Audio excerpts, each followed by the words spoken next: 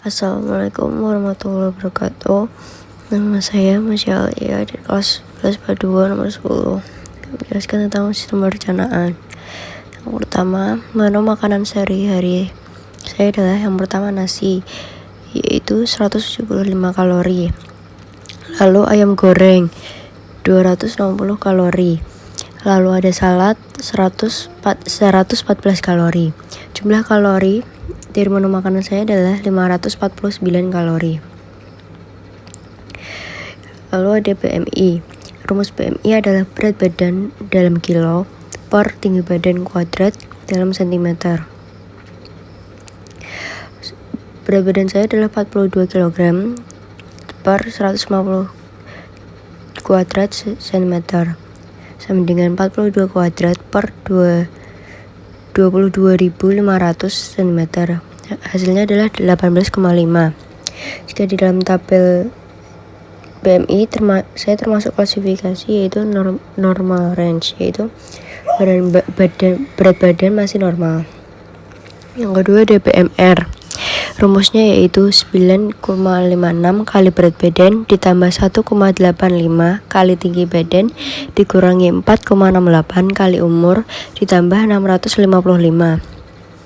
sama dengan 956 dikali 42 kg ditambah 1,85 dikali 150 cm dikurangi 4,68 dikali 16 ditambah 655, sama dengan 401,52 ditambah 227,5 kurangi 74,88 ditambah 655, sama dengan 1259,14. Lalu sistem pencernaan. Sehabis kita makan, makanan tidak akan tertampung di perut dan langsung diserap nutrisinya. Makanan yang masuk ke dalam mulut akan diproses supaya lebih mudah dicerna dengan menggunakan berbagai enzim. Pertama-tama, pencernaan dilakukan oleh mulut. Dilakukan oleh pencernaan mekanik, yaitu proses mengunyah makanan menggunakan gigi, dan pencernaan kimiawi menggunakan enzim pitialin atau amilase. Enzim pitialin berfungsi mengubah makanan dalam mulut yang mengandung zat karbohidrat atau amilum menjadi gula sederhana atau maltosa. Maltosa mudah dicerna oleh organ pencernaan selanjutnya. Enzim pitialin bekerja dengan baik pada pH antara 6,8 sampai 7 dan suhu 37 derajat Celcius. Supaya pencernaan berlangsung dengan lancar, sebaiknya kita mengunyah sebanyak 32 kali setiap kunyahan. Sebanyak 32 kali kunyahan setiap makanan yang masuk ke mulut. Selain upaya makanan lebih mudah dianjurkan di lambung, kunyahan sebanyak 32 kali juga bertujuan supaya semua karbohidrat dalam makanan diubah menjadi maltosa oleh enzim pitialin. Jika tidak semuanya diubah, maka akan susah dicerna dan akan terbuang sia-sia. Makanan selanjutnya dibawa menunjung ke lambung dan melewati kerongkongan. Makanan bisa turun ke lambung karena adanya kontraksi dari otot-otot di kerongkongan. Di lambung, makanan akan melalui proses pencernaan mekanik supaya makanan lebih halus, dan pencernaan kimiawi menggunakan zat atau enzim sebagai berikut. Renin.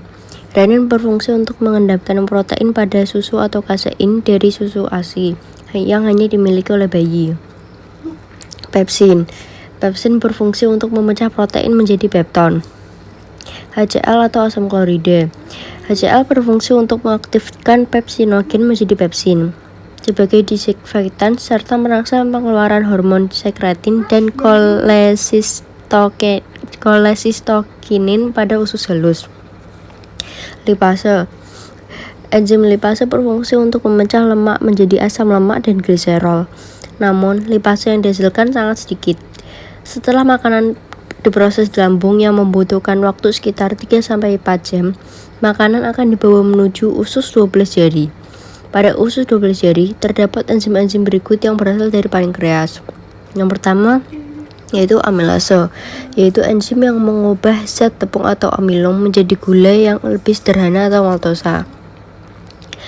Lipase, yaitu enzim yang mengubah lemak menjadi asam lemak dan gliserol. trypsinogen.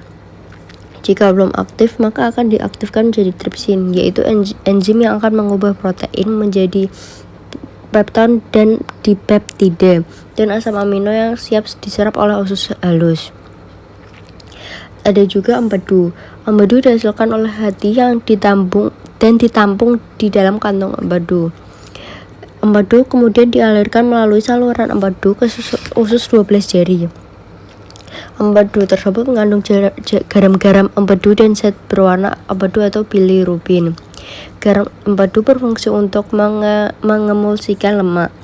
Zat warna empedu berwarna kecoklatan dan dihasilkan dengan cara merombak sel darah merah yang telah tua di hati. Empedu merupakan hasil sekresi di dalam hati. Zat warna empedu memberikan ciri warna coklat pada feses. Setelah itu, makanan dibawa menuju usus halus. Di dalam usus halus, terjadi proses pencernaan kimiawi dengan melibatkan berbagai enzim pencernaan. Karbohidrat dicerna menjadi glukosa, lemak dicerna menjadi asam lemak dan gliserol, serta protein yang dicerna menjadi asam amino tunggal untuk diserap kembali ke dalam darah dengan menggunakan enzim peptidase yang terdapat dalam enterosit atau sel dinding usus halus. Jadi, pada usus 12 jari, seluruh proses pencernaan karbohidrat, lemak, dan protein diselesaikan.